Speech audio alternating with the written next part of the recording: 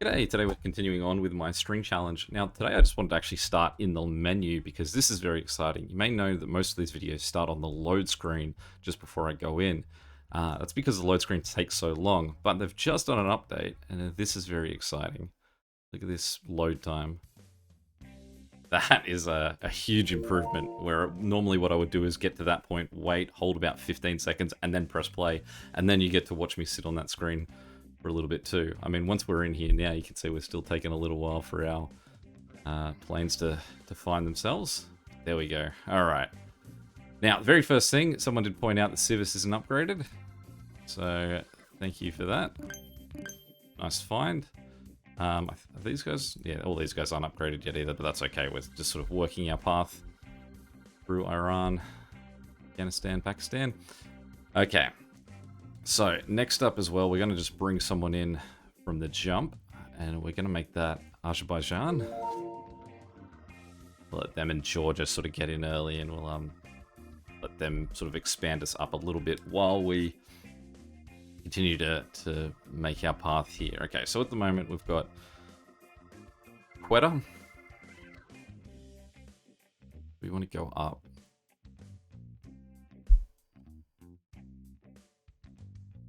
I suppose this guy here is a little bit tricky to connect to. But I mean, a lot of this is going to be, like, really we want to be entering India from Lahore to Ludhiana. So we've got to think about how we can end up down the bottom here for this connection. So we can feasibly, like, if we connect those two, he can go up to Gujrat, down to Falsabad.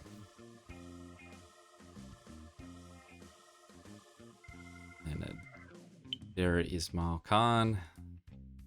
Do we want Bennu connecting to the north? Is that a more suited sort of position for it? It feels shorter than this, so it's 3-8. Yeah, so we'll connect, get rid of that route there, and we'll send this guy north. Well, it really wants to think about that removal.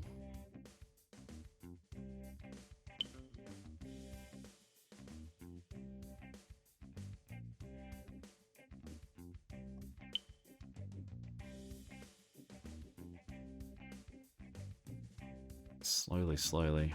Okay, so then we'll bring these guys in.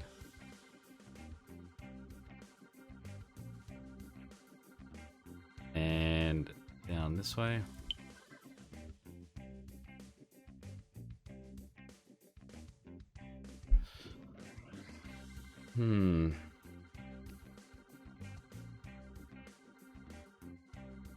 Jodhpur's a bit out on its own here. I can't imagine that we're going to see more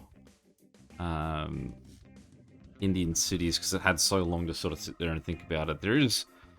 I've been to an Indian city that's located there-ish, Jaisalmer, but I would say that we're probably not going to see that on the map at this stage.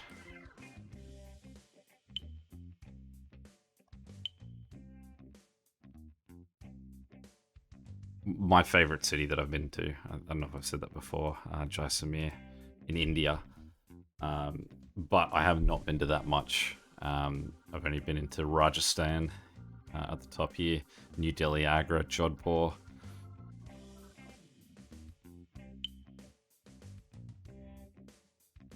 Okay, so if we cut across to here, and then to here. The funny thing is that debating about those short routes at the top there truly don't matter when there's going to have to be a long route from Turbat to somewhere. Also, is there anyone else that the sound of the click of selecting a city, it sounds way louder than it used to? I don't know if that's just me or what. Okay. So from this point here, we have one of where I've ended up there, and this is where I want to get to. So potentially what we could do is we can have a look at the distance. So that's a long flight, but that's almost as bad. That's 8,000. The distance between the two of these is 11,000. So Quetta's really sort of got us out in the middle of nowhere. But so what we could do is we could get these two to connect directly, cut that route, and wait about it. Wow, it's not happy with me cutting route at the moment. Cut that route. Cut that route.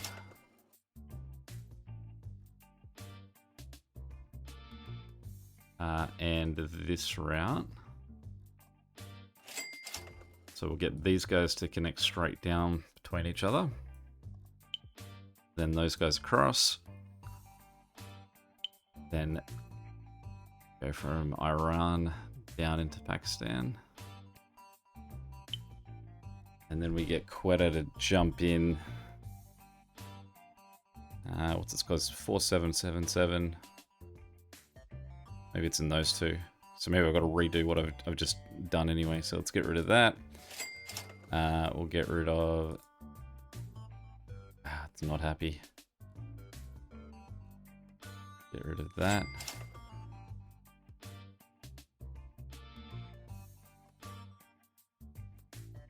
Did I really build up $25 million worth of money? Way more than I thought I had.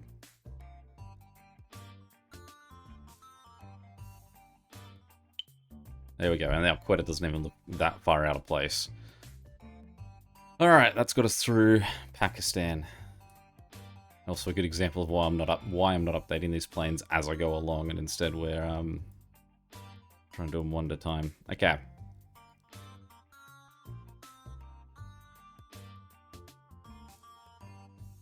Muzaffarnagar. So we've jumped quite deep into India here already, into the top. Let's have a look at where, well, basically, where do we need to end up? So we're going to have to hit all of these. Really, I'm just going to bring in Sri Lanka now, because it's going to have to be in here one way or the other. So we'll upgrade him because he's otherwise a problem child in the middle of a major plane routes. So basically, we have to end up coming out of India. I want to say into Calcutta. From Calcutta, we'll go across to Khulna in Bangladesh. So we sort of have to have India work its way up and back. This empty space here is going to make that a bit tricky, because I think it means that we're going to have, say, from Chennai, we're going to have to jump to there and Biljaya Ward. I don't know if there's an A on the end there, I just can't see it at the moment. They're going to have to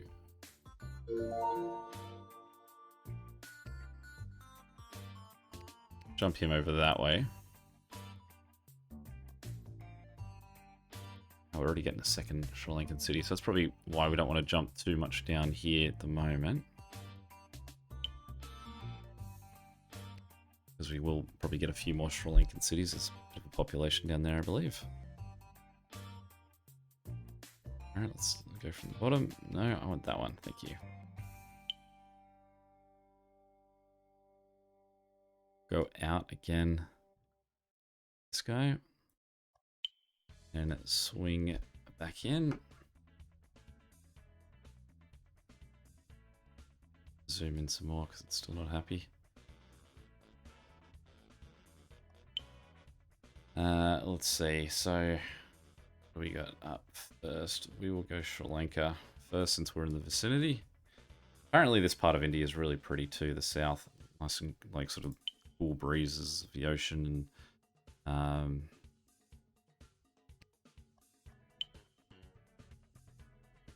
some pretty architecture as well.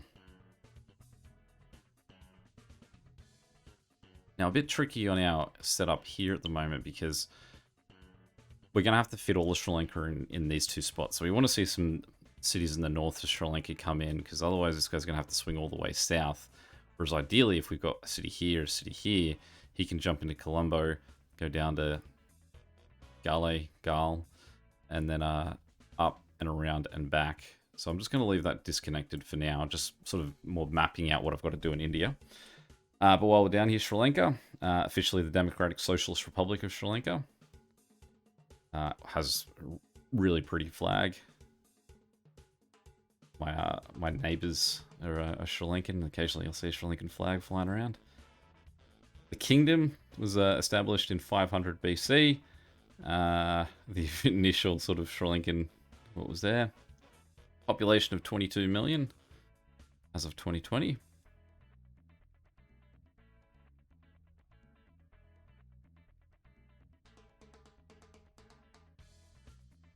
Home of some very, very good cricketers that have caused Australians all sorts of mayhem over the years. Alright, so let's go up to Visakhapatnam. It's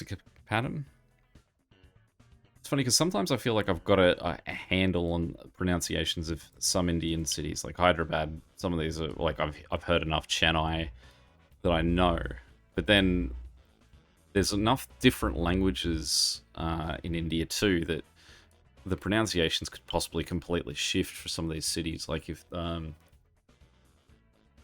know that a few Indians that I've spoken to have said that like the different languages in India, the universal language is almost English. That because the British Indian Company sort of I don't know what they call the East Indian Trading Company, is that them? They sort of got English in there so much that it's almost a language that can be spoken to like Indians can speak to other Indians in English even if they don't speak the same local language. But I think is it Punjabi is probably the most common, that not Punjabi.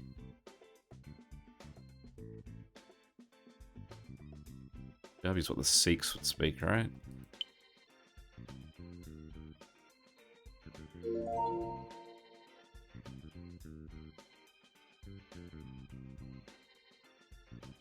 Is that more good? So that's sort of given us our initial wrap around, and with even just those three. What is happening? Why do I now have $45 million? Did something break? Did they break the game?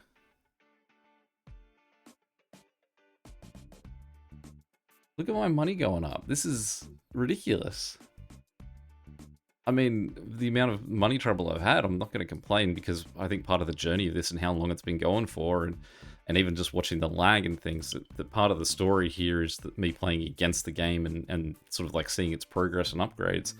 But something is wrong here, or something's been wrong the entire time and now it's only just become right.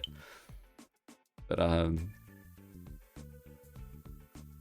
what did I start with? I thought I had about $10 million when I started. I didn't glance until I had that 25 and then was amazed that I had so much, but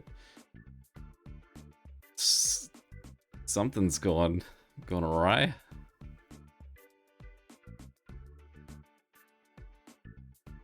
I mean, normally my picture at the end of an episode is the country that I've just opened, which is already signed. I've made myself a pain for that because I've got this one and this one.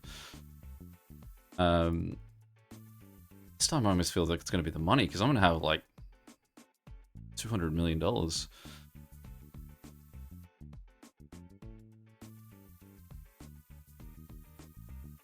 Alright, so we won't rush into having another country come in. Before this episode is over, I want to have Georgia in here too. So that'll be my 3 countries for today. I'm sure I've got the money to fund it now. Okay, so more what we're trying to solve at the moment is the puzzle of moving our way up through India. So this section here, I can sort of say, is probably going to be what happens when we head north. So if we make that connection, that's sort of the way he's going to head up and get up somewhere here. So from this end,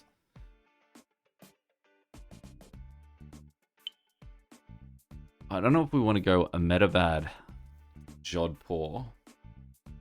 It looks slightly further than if we went Jabalpur into, what's that? Varanasi. Any Indians that are watching this, or just people who know how to pronounce Indian cities are watching, feel free to correct my poor pronunciations. Like, we could jump up this way. But then what we'd have to do is we'd have to jump across to Jodhpur anyway. Like, if we don't connect Jodhpur here, then Jodhpur has to connect to Jaipur and Gwalior. So I think that what we want to do is we want to get through these and end up going up to Jodhpur. So we will connect across here.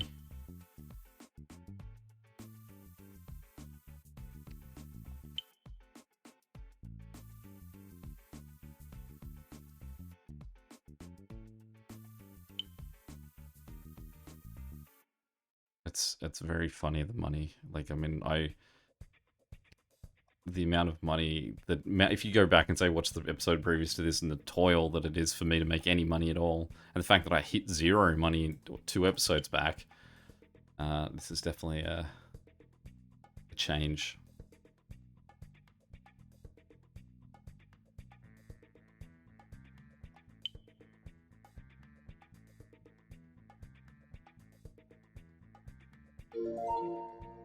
Alright, so then we'll go...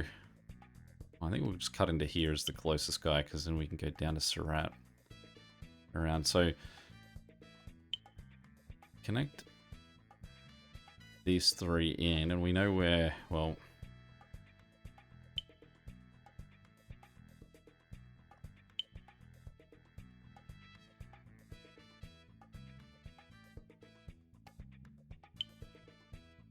Okay, so we'll stop at Jodhpur there for a second. And what we're going to do is we're going to just quickly go up and visit Azerbaijan. And we're going to get these 2 cities in.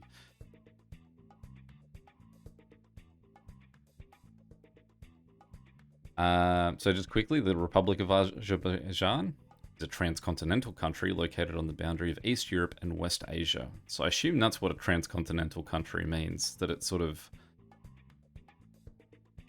continentals in that word, so trans probably means it's across too. It's part of the South Caucasus region. Apologies for the pronunciation there. And bounded by the Caspian Sea to the east, the Russia to the north, Georgia to the northwest, Armenia and Turkey to the west, and Iran to the south. What a place to be! It's a very big country for a lot of big places around them. Oh, and I mean, like, sort of the size of the countries around them. You've got Russia, Kazakhstan, Turkey, Iran. Like, you're in Europe, and you can feel like you could travel to like a lot of different countries. But I mean, like, Azerbaijan, you've got a long way to go, I guess, once you're beyond your borders to the next country. Population is 10 million. So still pretty hefty for, I guess, the area they cover. All right, so let's rebuild this part. I think what I'm going to do is I'm going to get rid of that route there, and that route there. We'll connect these 2 across there. Get rid of that little route. Bounce these 2 guys across, so we go Van to Amir. And then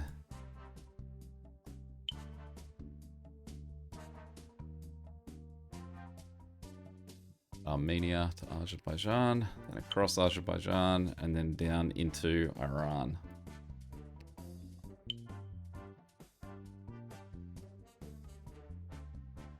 Let it think about it for a moment. There we go. All right. So I guess what we can do is we should be able to sneak Georgia into this section here. Then when Russia is open, if we've got any southern Russian ones, possibly they can come in here. Like I said, I imagine Russia's probably going to be close to the last one we bring in. Because there's so much, like, it seems like there's so many different points that they're going to be scattered across the whole map. So, where were we? Down here. Okay, so we'll go... So Jodhpur has the fort in Jodhpur. If you've never had a look at Jodhpur Fort, it is a huge, gorgeous thing. And so, a quick story of why I went to India. So I was having a trip with a few friends that we were going to go visit Mongolia, come into China, do the major things of China, so the Great Wall, the Terracotta Warriors, and then as we traveled down, go into Tibet. And so we had a few weeks in Tibet, and then into Mount Everest from the Tibetan side. Once we saw that, then we would go back, we would fly into Nepal, which I think I mentioned when I unlocked Nepal, and then on to India. So the reason we went on to India was the way that I like to design a holiday, especially if it's a sightseeing holiday where I want to see a lot of things. The way that I think that you build a sightseeing holiday is you try and work out what the thing is that you want to see most on that holiday, and you put that really far to the end of your trip.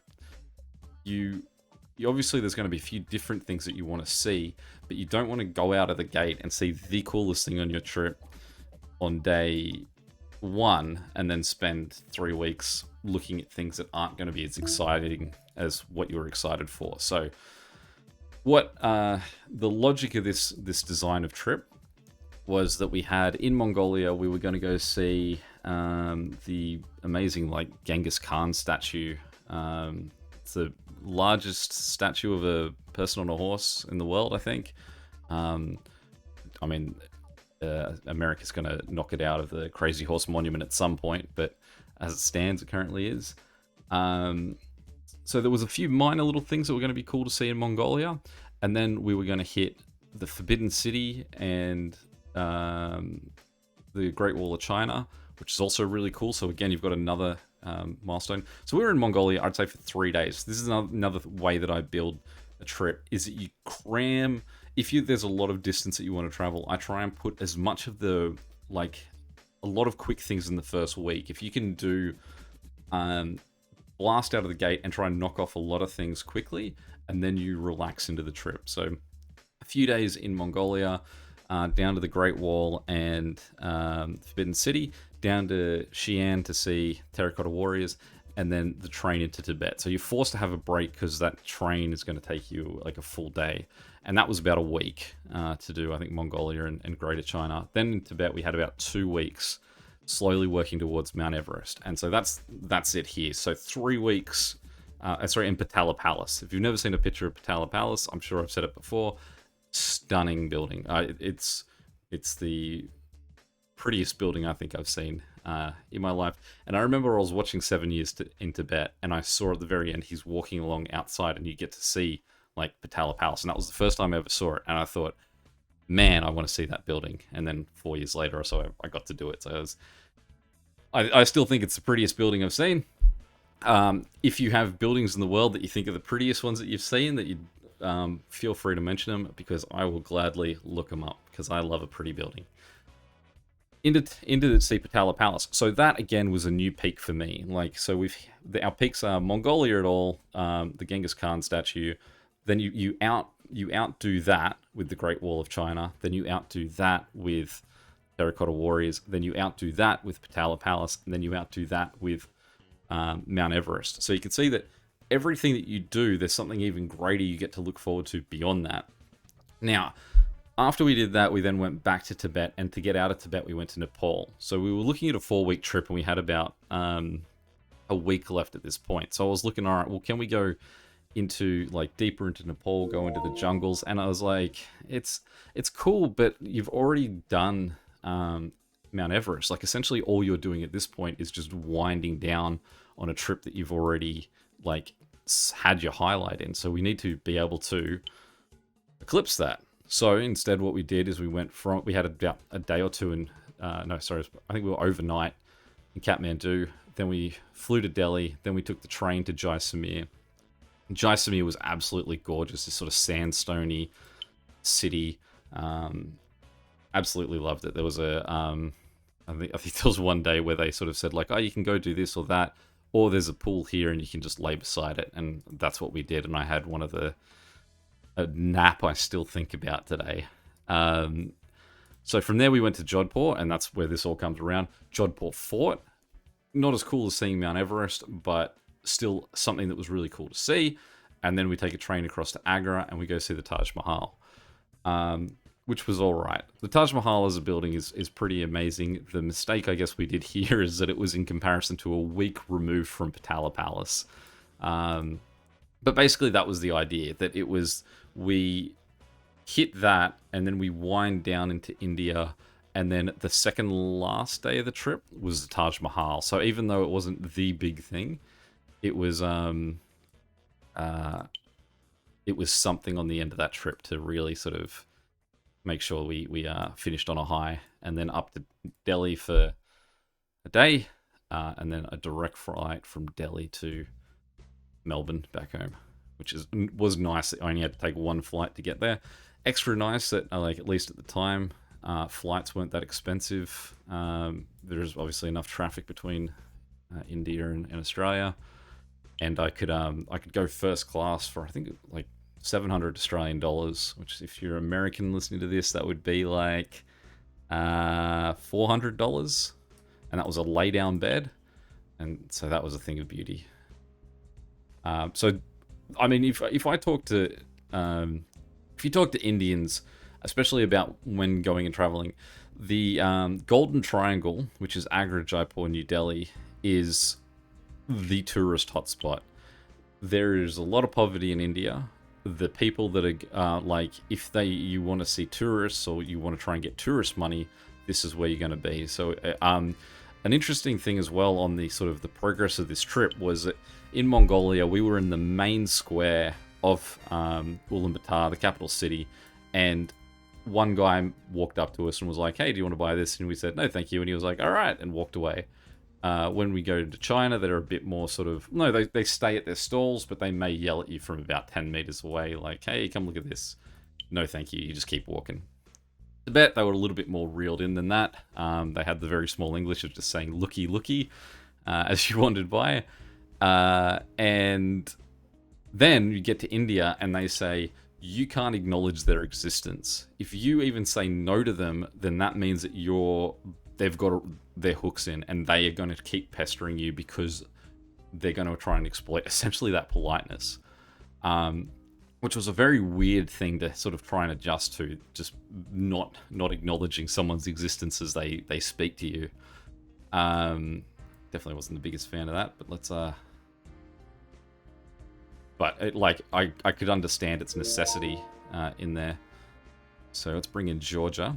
But I am also very glad to have done it in that order. The idea that having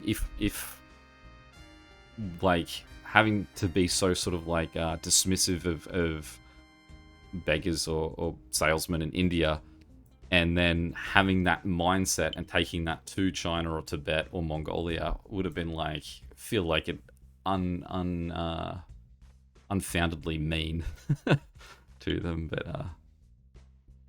but yeah. So from that, obviously, like, I wouldn't dissuade anyone from going to Agra to see the Taj Mahal. It was it's obviously something worth doing. What's kind of neat, it was built by a dude that was a descendant of, or something, I can't remember the direct connection, but he was Mongolian. So going to Mongolia and sort of learning about the Khans, and then having almost the whole trip wrap around back to a point where it was part of the conquest of the Mongolians got down to here, and a dude who was Mongolian second generation Indian, I want to say, that built the Taj Mahal, was really cool. Sort of like traveling so far from the start of the trip down to here, and then being like, you're still within where the Mongolians pushed to.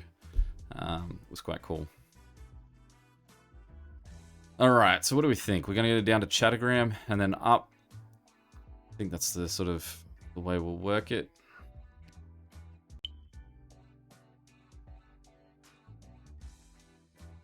But Jaisalmer, 100%. If anyone's ever considering a trip to India, if there's any way that you can swing going to Jaisalmer, do it. Tricky place to fly into, though. There was only another quick story on this. Just got enough time. We won't, because we got so much money now. We're about to hit 100 million. So our original plan was that we were going to fly from Lasha into we're going to fly from Kathmandu into Delhi, and then fly from Delhi to Jaisalmer. My wife at home was looking at the flights, and she noticed that that flight no longer existed. Luckily, she noticed while we were still in China. We were about to take the train from Beijing to Xi'an at that point, I think, so still a few days ahead. So she let whoever know, worked out our options, and the options were either we could, instead of flying from Kathmandu to Delhi to Jaisalmer, what we could do is a little bit later, we could fly from Kathmandu to Jaipur, and then from Jaipur, there was a flight the next morning that was going to Jaisalmer. Did we want to do that? Or did we want to take the train from Delhi to Jaisalmer, which we did have the option of doing that first class, which wasn't that expensive. So we went, yes, let's go to the first class option. And that train was really nice. We had our own little cabin. There was, it was cool enough that it definitely wasn't a problem at all. One problem that we did encounter on our trip, though, was that one of my friends had an issue with the he'd accidentally added an extra number into his passport number for his visa for India, and because of that, the airlines in Nepal wouldn't let him fly to New Delhi until he got it sorted out. So we took the flight without him to New Delhi, and we got on the train without him. And what he did is he flew from Kathmandu to Delhi a few hours later. I think we were still on the train platform when he arrived in New Delhi.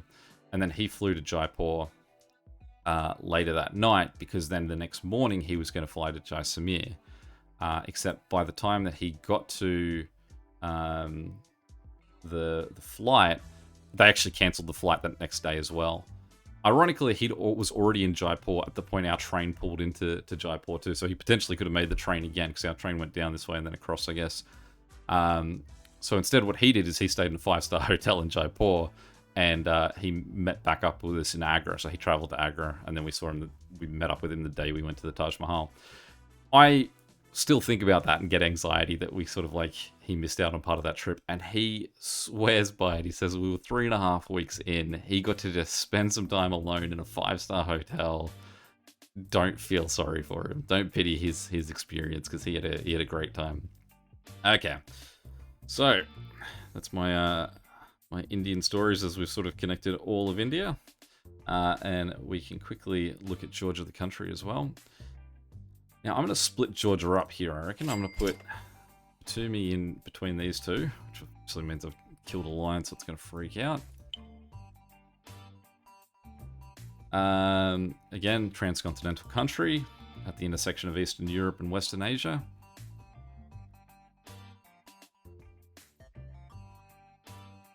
It's also way further out of Europe than I would have put. If you asked me to guess where Georgia is, I would probably put it in here somewhere. I probably still would if you took this map away from me. But look at that. It's been so long since I've added a plane. Now that city's made this bit more sort of all-inclusive, so I won't upgrade those planes now, like I was moments away from doing. Population of 3.6 million in Georgia. Whoa, I don't know how we ended up making that connection.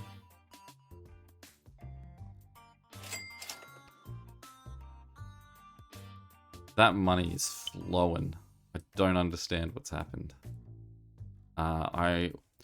Generally, when I make these videos, I don't try and do them back to back too quickly. I do try and give them the amount of time it's going to take before, almost like the week between when they get released, in part because the game is still in sort of that beta mode and it's still sort of having these adjustments been made to it. So that's about our time for this one, which means that next time what we'll do is I'll go through and upgrade all of the cities that we've got in here. And we will look to open up some more countries. At the point I open up China will be the next time that I probably take a break, but and sort of let it run and just let those cities all come in. But I mean, I don't know what What sort of money am I going to end up getting if I leave it for, like, say, 2 hours? Be up to close to getting to $1 billion, I think. All right, but that will be the end of this one. Like I said, feel free to comment if there's any buildings in the world that you think hold up as the most amazing buildings to see. I'm a very big fan of statues, very big fan of a big, beautiful palace. I do want to zoom out here to try and just capture what we've achieved here, which is 1, 2, 3. Let's also zoom in a little bit more to sort of put, maybe this will be our picture for this one, where we've got Georgia, Azerbaijan, and way too much money. And any questions or comments, feel free to chuck them below. And until next time, catch you later. See ya.